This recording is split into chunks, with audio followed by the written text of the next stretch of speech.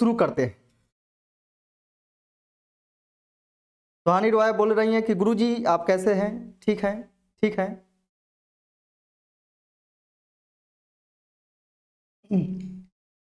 हाँ, क्वेश्चन की तरफ चलते हैं हम लोग। पहला क्वेश्चन है, पहला क्वेश्चन देखिएगा कि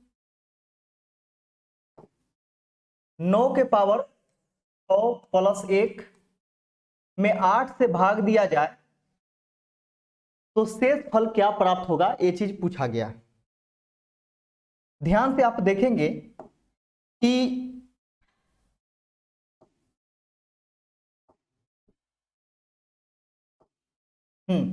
ध्यान से देखिएगा कि अगर हम 9 में 8 से भाग देते हैं तो 9 के पावर 6 का मतलब क्या होता है? 9 गुने 9 गुने 9 गुने 9 कितना बार? तो 6 बार। और प्रत्येक 9 में 8 से भाग दीजिएगा तो 1 बचेगा। अब देखिएगा कि 1 बचेगा प्रत्येक में कितना बार? तो 6 बार। तो 6 पावर लिख सकते हैं और प्लस 1 बटा में 8। 1 के पावर 6 लिखिएगा तो 1 ही होगा। 1 प्लस 1 बटा 8 यानी 1 का 1 2, 2 बटा 8 यानी 2 में 8 से भाग लगेगा क्या? भाग नहीं लगेगा, यानी रिमाइंडर हो जाएगा आपका 2, यानी शेष फल कितना हो जाएगा? 2 हो जाएगा। Answer option number B. Option number B आपका सही आंसर हो जाएगा। चलिए बहुत अच्छा।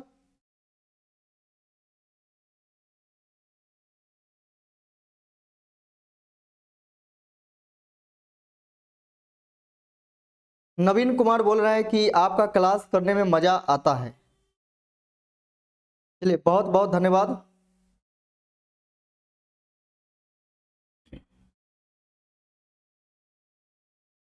अगले क्वेश्चन की तरफ चलते हैं।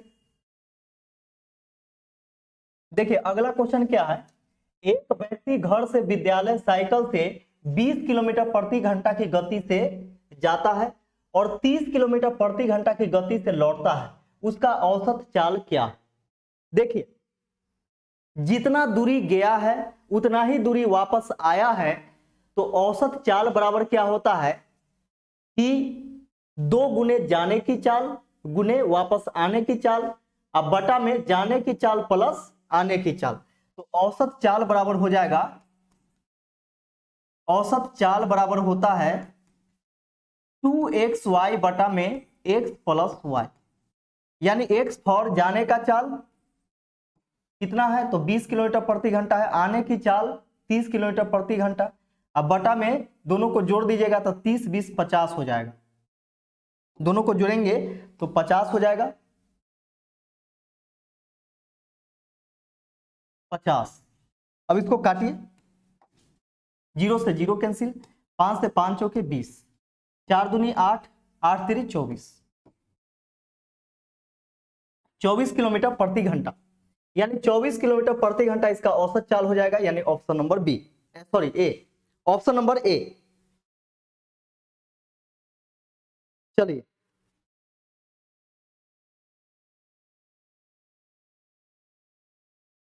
वर्षा बोल रहे हैं कि सर हम बिना पेन कॉपी के आपका क्वेश्चन बनाते हैं। चलिए बहुत अच्छा है।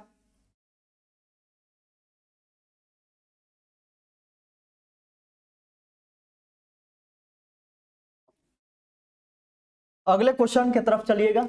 देखिए एक कार की गति 16.2 बटा 3 मीटर प्रति सेकेंड है, उसकी गति किलोमीटर प्रति घंटा में क्या होगा? तो सबसे पहले यहां पे देखिए पूर्णांक तोड़ते हैं तो 16 3 48 2 50, 50 बटा 3 मीटर प्रति सेकेंड है। मीटर प्रति सेकेंड को किलोमीटर प्रति घंटा में बदलने के लिए 18 बटा 5 से गुना किया जाता है। 18 बटा 5 से गुना करते हैं, 5 से 5 दहाई 50 और 3 से 3 छक 18, 6 दहाई 60, यानी 60 किलोमीटर पर आवर, 60 किलोमीटर प्रति घंटा इसका चाल हो जाएगा। तो ऑप्शन नंबर डी इसका सही आंसर हो जाएगा। ऑप्शन नंबर डी आपका सही आंसर हो जाएगा।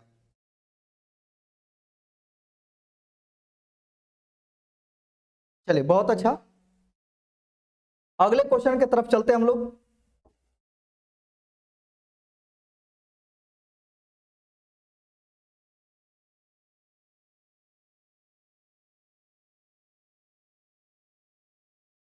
हाँ, अगला क्वेश्चन देखिएगा कि एक व्यापारी ने एक कलम 20% की हानि पर बेची। यदि वह कलम 12 रुपए अधिक पर बेचा होता तो उसे 10% का लाभ होता। उस कलम का क्रय मूल्य क्या है? देखिएगा कि जब लाभ लाभ रहेगा, लाभ लाभ रहेगा तो माइनस लिखिएगा। यदि हानि हानि रहेगा फिर भी आपको क्या करना है कि माइनस लिखना है, यानी माइनस करना है दोनों के बीच में, यानी अंतर। एक लाभ रहेगा और दूसरा हानि रहेगा तो दोनों को जोड़ देना है, यानी प्लस करना है। एक हानि रहेगा और दूसरा लाभ रहेगा, फिर भी इसको क्या करना है तो प्लस कर देना है। देखिए यहां पे क्या 20% की हानि होती है और यहाँ पे 10% का लाभ है।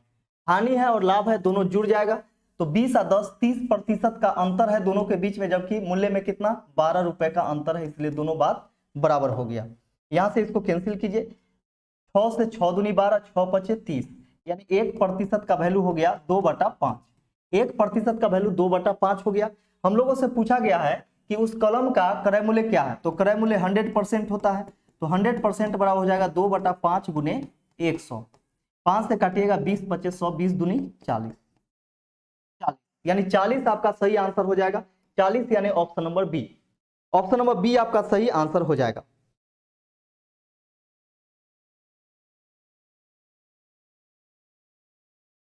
रूबी सिंह बोल रहे हैं कि good evening sir, good evening. कोई दिक्कत नहीं है, लेट हो गए तो। चलिए अगले क्वेश्चन की तरफ हम लोग चलते हैं।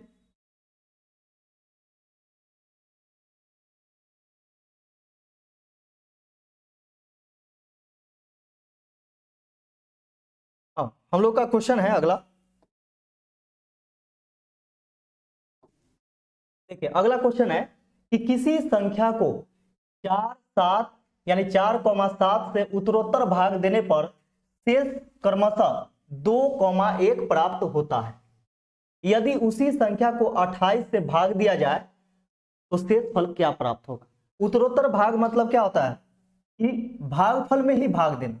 जैसे देखिएगा यहाँ पे कि 4 और 7 से भाग दिया जाता है तो शेष फल क्या आता है, तो 2 और 1 आता है। तो इस प्रकार आपको लिख लेना है। जब उत्तरोत्तर भाग में संख्या निकालना हो तो संख्या कैसे निकालेंगे, तो देखिए यहाँ पे, यहां से संख्या निकालेंगे इस प्रकार, नीचे आएंगे तो प्लस, क्रॉस जाएंगे तो गुना, नीचे आएंगे तो प्लस, और इस प्रकार आपका संख्या निकल जाएगा। तो देखिए 7 1 8, 8 चौके 32, 32 2 34, संख्या निकल गया 34। अब हम लोगों से बोला गया कि उस संख्या में 28 से भाग दिया जाए, यानी 34 में 28 से भाग दीजिएगा तो शेष फल कितना आएगा, तो एक बार में 28 घटाइएगा 6, यानी शेष फल क्या आ गया, तो 6 आ गया, यानी रिमाइंडर 6 आ गया। आंसर हो जाएगा 6, option number B, option number B आपका सही आंसर हो जाएगा। चलिए बहुत अच्छा।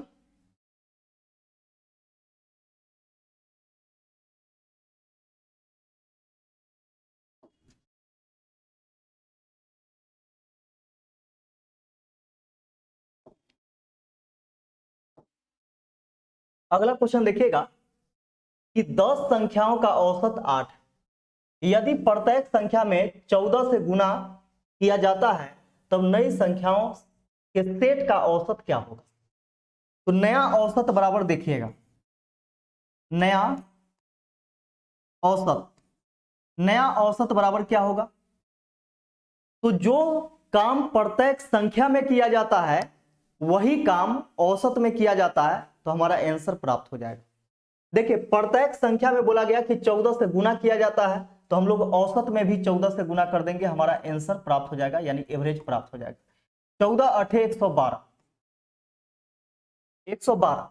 अब नए सेट का जो औसत होगा वह 112 हो जाएगा, यानी ऑप्शन नंबर ए, ऑप्शन नंबर ए आपका सही आंसर हो जाएगा।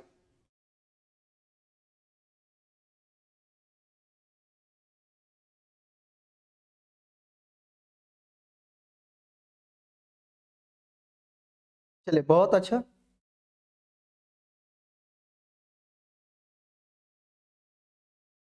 अगला क्वेश्चन देखिएगा।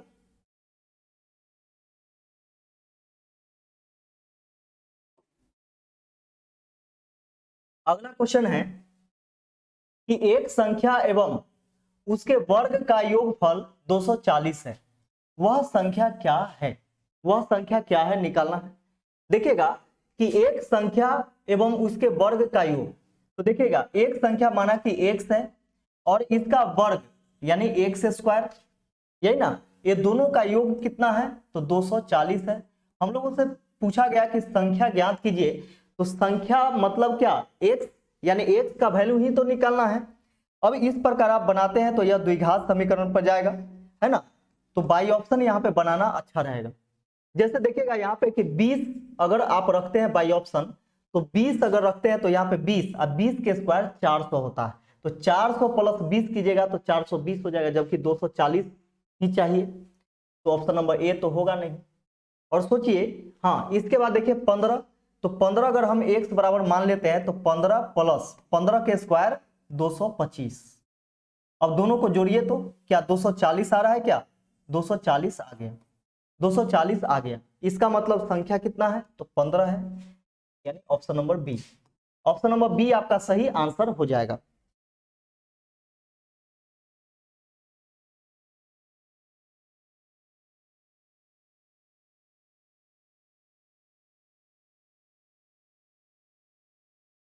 चलिए बहुत अच्छा, अगले क्वेश्चन की तरफ चलते हैं हम लोग। हम लोग का अगला क्वेश्चन है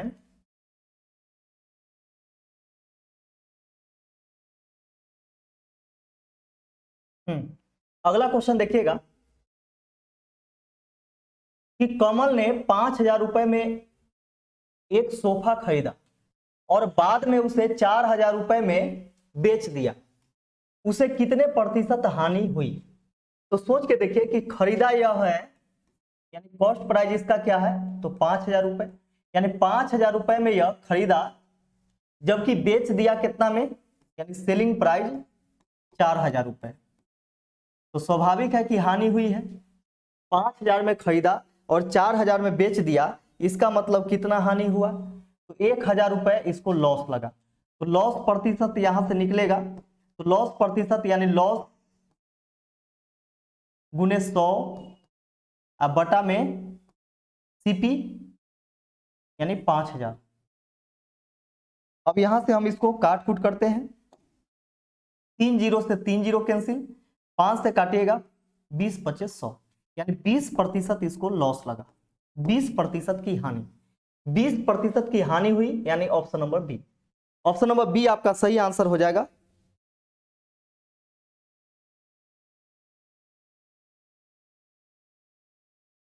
चलिए बहुत अच्छा है, 20%। हाँ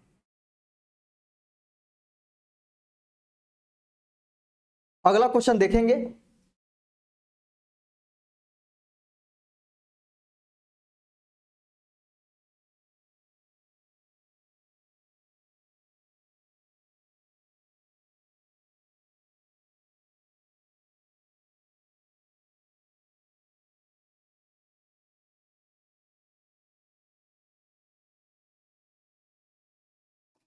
देखिए एक हौज 9 घंटे में भरता है, परंतु इसकी तली में एक छेद होने के कारण यह 1 घंटा अधिक लेता है।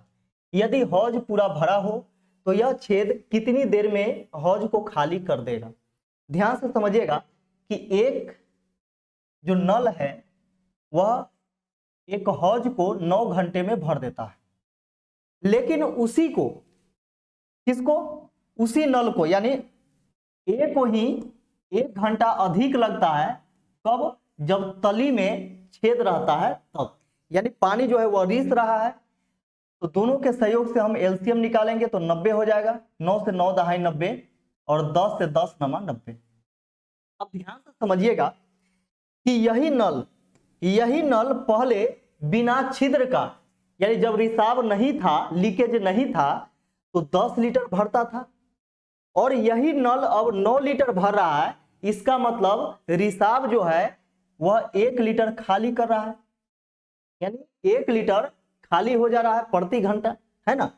तो हम लोगों से बोला गया कि पूरा टंकी भरा हुआ हो तो रिसाव के कारण यानी छेद के कारण कितना देर में हौज खाली हो जाएगा। तो देखिएगा, छेद के कारण हौज खाली हो जाएगी।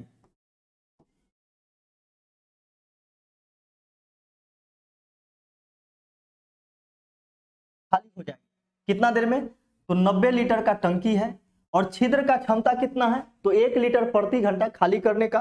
तो 1 से भाग दे दीजिए, यानी 90 घंटा में, 90 घंटे में खाली हो जाएगी।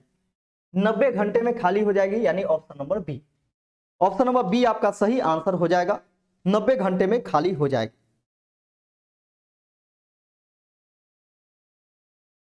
हरिकेश कुमार बोले कि हौज क्या होता है? हौज होता है टैंक, टंकी, जिसमें आप पानी भरते हैं।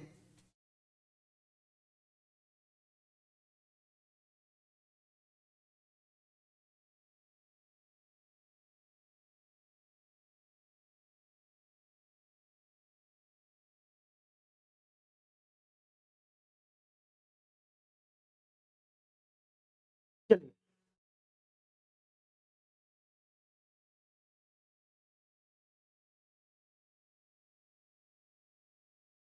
बिल्कुल सही। वर्षा बोल रही है कि सर मुझे इस क्वेश्चन का लैंग्वेज ही समझ में नहीं आया। कोई नहीं, देखिए यहाँ पे एक हौज 9 घंटे में भर सकता था, परंतु उसकी तली में एक छेद होने के कारण, यानी लीक है टंकी, जिसके कारण 1 घंटा अधिक लगता है उसी को भरने में। तो पहले 9 घंटा में भरता था, अब 1 घंटा अधिक लग रहा है, इसका मतलब 10 घंटा में भर रहा है ना। अब दोनों के सहयोग से हम एलसीएम निकाले तो 90 आ गया, 9 से भाग दिए तो 10 बार में, और 10 से भाग दिए तो 9 बार में। अब सोच के देखिए कि यही जो नल है वह पहले 10 लीटर प्रति घंटा भरता था, अब 9 लीटर प्रति घंटा ही भर पा रहा है। इसका मतलब अभी भी तो उतना ही भरता होगा, 10 लीटर ही भरता होगा, लेकिन अभी पता चल रहा है क्या कि 9 लीटर भर पा रहा है। इसका मतलब लीकेज के कारण 1 लीटर प्रति घंटा खाली हो रहा है। तो 1 लीटर प्रति घंटा खाली हो रहा है, तो 90 लीटर खाली होने में कितना समय लगेगा? तो 90 घंटा लगेगा। बस यही चीज है।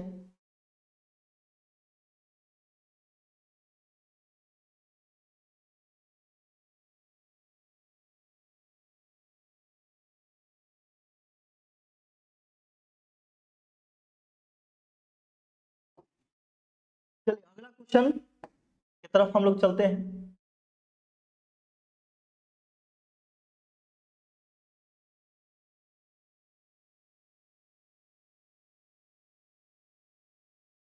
अगला क्वेश्चन देखिएगा कि किसी पूंजी के साथ ए, बी और सी साझेदार है, जिसमें ए का अंशदान 10,000 रुपए है।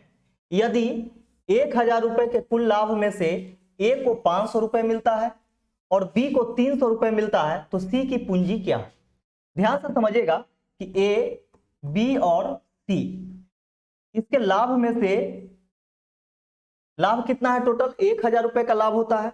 1,000 में से ए को मिला 500, ए को मिलता है 500 रुपए और बी को मिलता है 300 रुपए। तो सोच के देखिए कि 1,000 में से 5 और 3 800 ए और बी मिला करके मिल गया, तो सी के लिए कितना बचा होगा?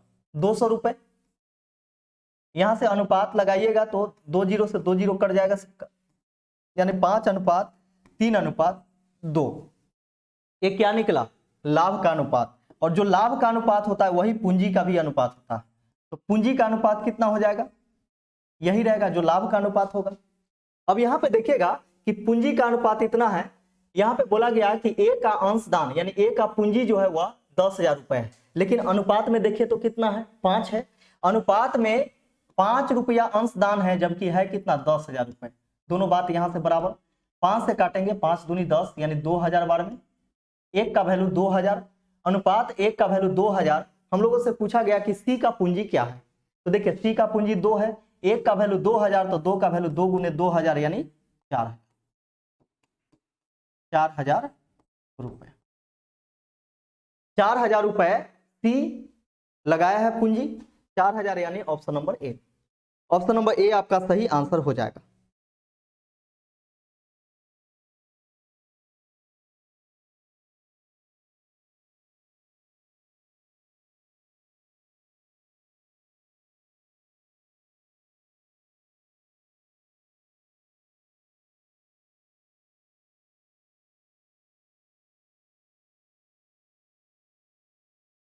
4000 होगा, 4000, 40,000 नहीं और 60,000 नहीं, 4000।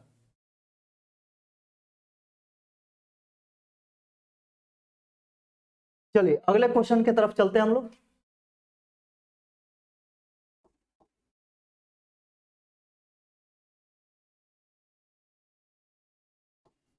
देखिए अगला क्वेश्चन है कि किसी समांतर श्रेणी का चौथा पद 14 तथा 12वां पद 70 है तो इसका प्रथम पद कितना होगा। ध्यान से समझिएगा कि समांतर श्रेणी का चौथा पद, तो चौथा पद होता है a प्लस 3d, ये होता है चौथा पद। चौथा पद कितना है तो 14 है, बात बराबर। और 12वां पद मतलब a प्लस 11d बराबर कितना है तो 70 है।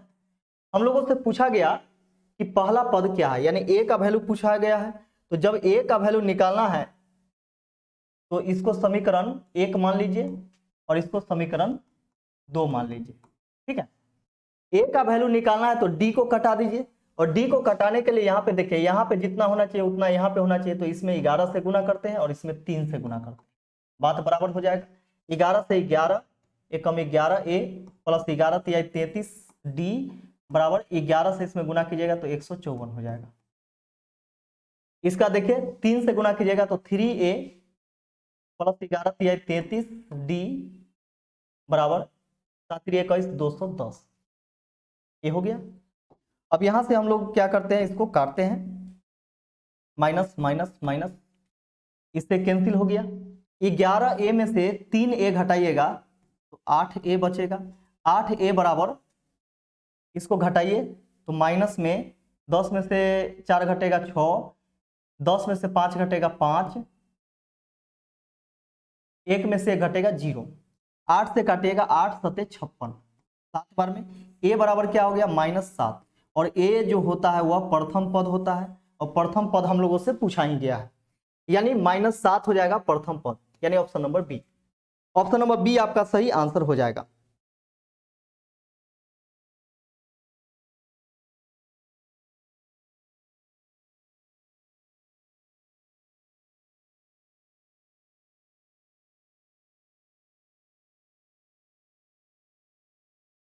सर इक्वेशन को बैलेंस क्यों किए हैं? हाँ, इक्वेशन को बैलेंस इसलिए किए हैं क्योंकि हम लोगों से a का वैल्यू पूछा गया है, तो a का वैल्यू निकालने के लिए d को कटाना पड़ेगा, और d को कटाने के लिए बैलेंस करना ही पड़ेगा आपको, है कि नहीं। चलिए अगले क्वेश्चन की तरफ चलते हैं हम लोग।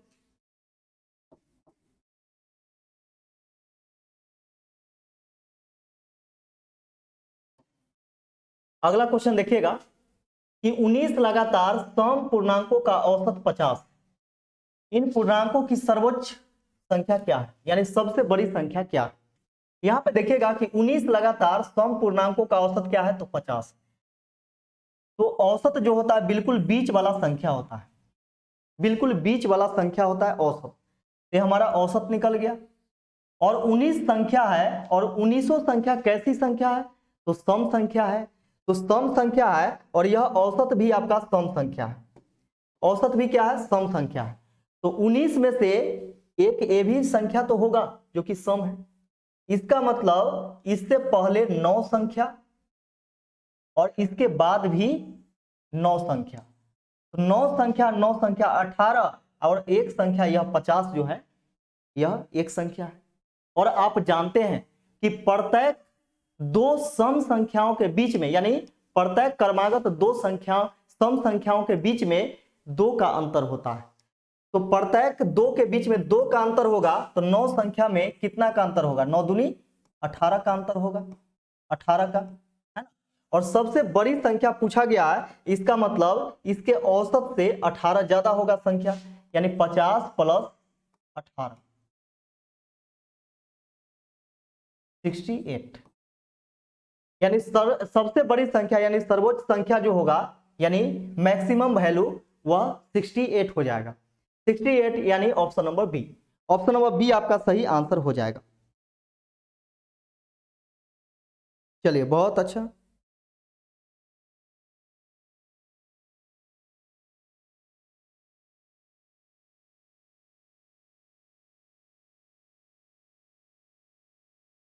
अगले क्वेश्चन की तरफ चलेंगे।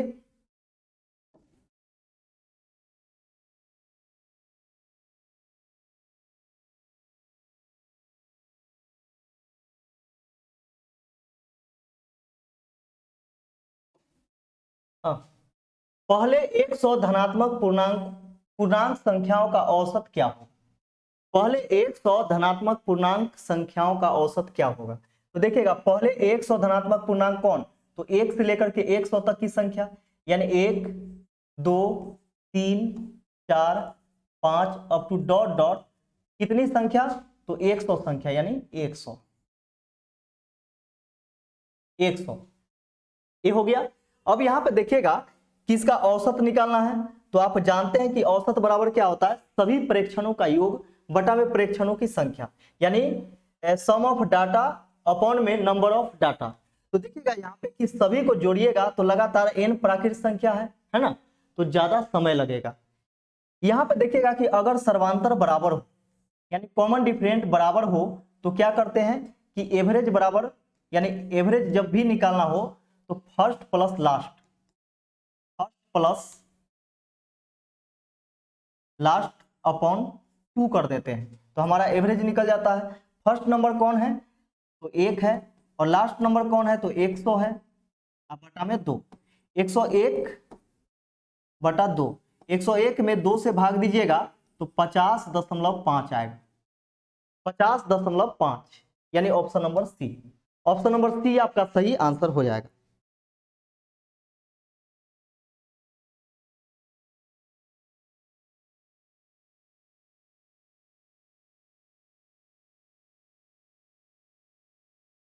चलिए, भारती कुमारी जी बोल रही हैं कि जय हिंद सर। जय हिंद।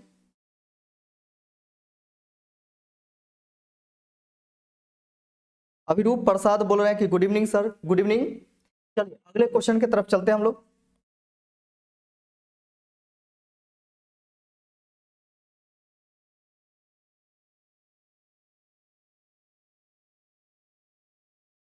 अगला क्वेश्चन देखिएगा, यदि 14 लगातार सम संख्याओं का औसत 107 है तो सबसे छोटी संख्या ज्ञात कीजिए।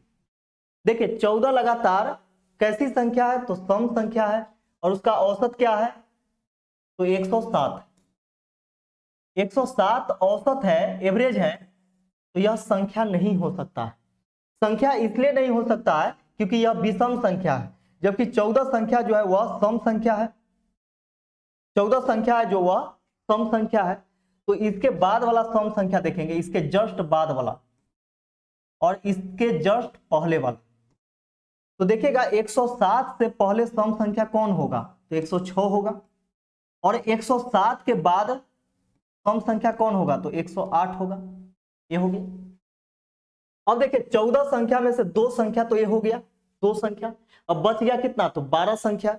इसका मतलब 12 संख्या में इससे पहले 6 संख्या होगा, और इसके बाद भी कितना संख्या होगा? तो 6 संख्या होगा। ठीक है, तब ना 6 6 12 संख्या और 2 14 संख्या। हम लोगों से पूछा गया कि सबसे छोटी संख्या कौन है, तो सबसे छोटी संख्या तो इधर मिलेगा, मिलेगा ना। अब यहां पे देखिएगा कि प्रत्येक 2 सम संख्या के बीच में 2 का अंतर होता है, तो 2 का अंतर होगा तो 6 संख्या में कितना का अंतर होगा? 6 दूनी 12, यानी 12 इसमें से घट जाएगा। 106 में से 12 घटा दीजिएगा तो ये हो जाएगा आपका 4, और 10 में से घटेगा 9, यानी 94। यानी सबसे छोटी संख्या कौन आ गया? तो 94, यानी option number B. Option number B आपका सही आंसर हो जाएगा 94। राजेश यादव बोल रहे हैं कि सर डेली पढ़ाते हैं। हाँ बिल्कुल, डेली चलाते हैं क्लास, डेली चलता है। उर्वशी कुमारी बोल रही हैं कि good evening sir, good evening. चलिए,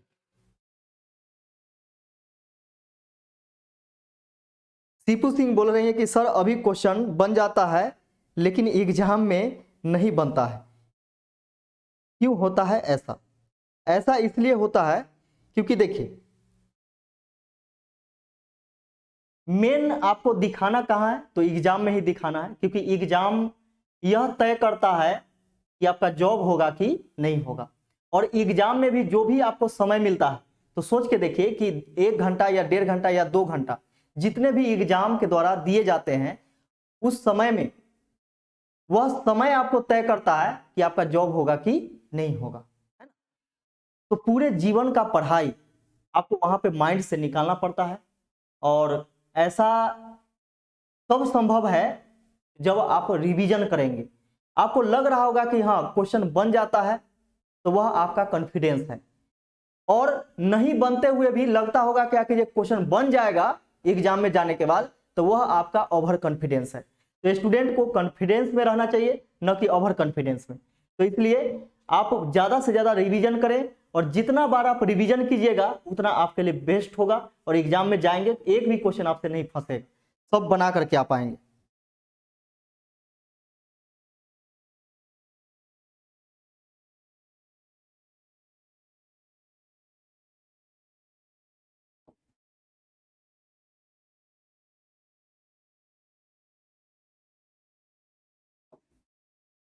किसी भी एग्जाम का उसमें पास होना नहीं होना वो हमारे सोच पे डिपेंड करता है। अगर सोच आपका फास्ट है तो आप वहां पे क्वेश्चन हल कर सकते हैं, लेकिन इसके लिए आपको क्या करना होगा कि प्रैक्टिस अच्छा से करके जाना पड़ेगा। अंधकार में यानी डार्कनेस पढ़ाई नहीं करना होगा। यानी जब भी आप डार्क में पढ़ाई करेंगे तो आपको कुछ समझ में नहीं आएगा। पढ़ाई बिल्कुल एकदम फ्रेश होना चाहिए, साफ साफ होना चाहिए, बिल्कुल बचपन के तरह। जैसे में आपका अ आ ABCD अभी तक के याद है, उसी प्रकार का पढ़ाई होना चाहिए। सामने दिखना चाहिए कि अ आ ABCD लिखा हुआ है ना। तो इस प्रकार का पढ़ाई जब करेंगे तो समझिए कि जब आप एग्जाम में जाएंगे आपका सारा क्वेश्चन बनेगा।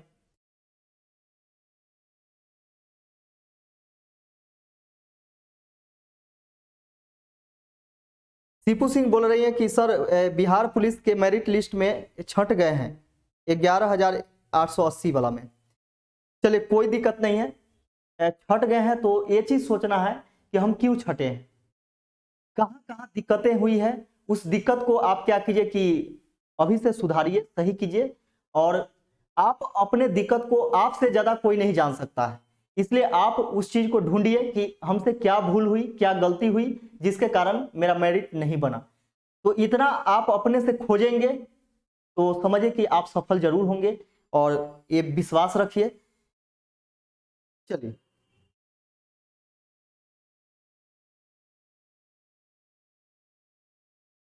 अगले क्वेश्चन की तरफ चलेंगे। देखिए 126 संख्याओं का औसत क्या है, 951 है। यदि प्रत्येक संख्या को 0.2 से गुना किया जाए और 3.6 में जोड़ दिया जाए तो संख्या के नए सेट का औसत क्या होगा। तो देखिए नया औसत क्या होगा, नया औसत। तो यहां पे आप देखेंगे कि प्रत्येक संख्या में जो काम किया जाता है वही काम हम औसत में करते हैं तो हमारा आंसर प्राप्त हो जाता है। तो देखिएगा यहाँ पे कि 951 हमारा एवरेज है, और बोला गया कि प्रत्येक में 2 से गुना किया जाता है। कर दीजिए 2 से गुना, 0.2 से गुना करके, और 3.6 में जोड़ा जाता है, जोड़ दीजिए 3.6। यही हमारा आंसर होगा। इसको सॉल्व कर लीजिए, दशमलव हटाएंगे बटा में 10 आ जाएगा, इससे आसान हो जाएगा। 2 एकम 2, 5 दूनी 10 के 0, 9 दूनी 18, 19 बटा में 10 प्लस 3.6 भाग दीजिएगा तो ये हो जाएगा 190.2 प्लस 3.6। जोड़िएगा इसको, 6 2 8 3 193, 193.8, 193.8 हो जाएगा, यानी ऑप्शन नंबर ए। ऑप्शन नंबर ए आपका सही आंसर हो जाएगा।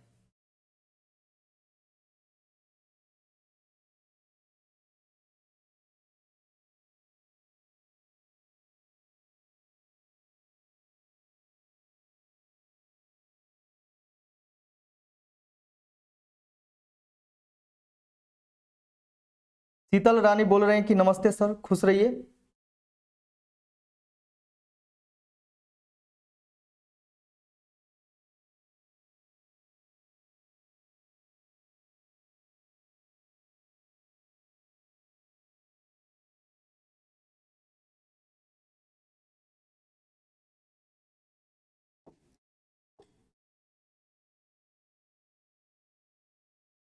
चलिए अगला क्वेश्चन आपका है कि 14 बच्चों का औसत वजन 22 किलोग्राम है।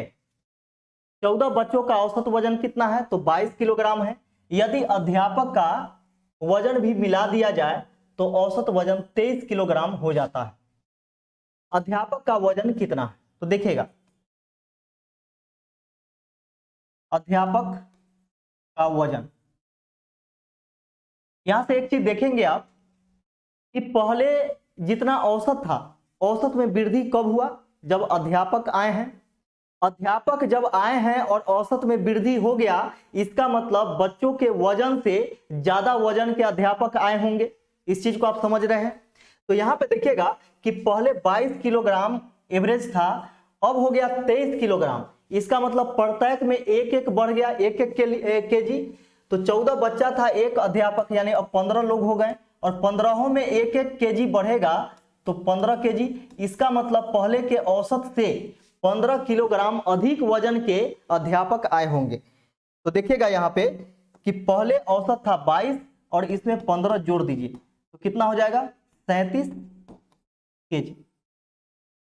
37 किलोग्राम के अध्यापक हैं, बड़ी पातर दुबर होंगे। देखिए 37 किलो के अध्यापक। तो आज के लिए बस इतना ही। यह वीडियो कैसा लगा कमेंट करके हमें जरूर बताइएगा और फिर हम लोग मिलते हैं नेक्स्ट क्लास में। तब तक के लिए आप सभी लोग अपना ख्याल रखिएगा। आप सभी को जुड़ने के लिए बहुत बहुत धन्यवाद। Good night and take care.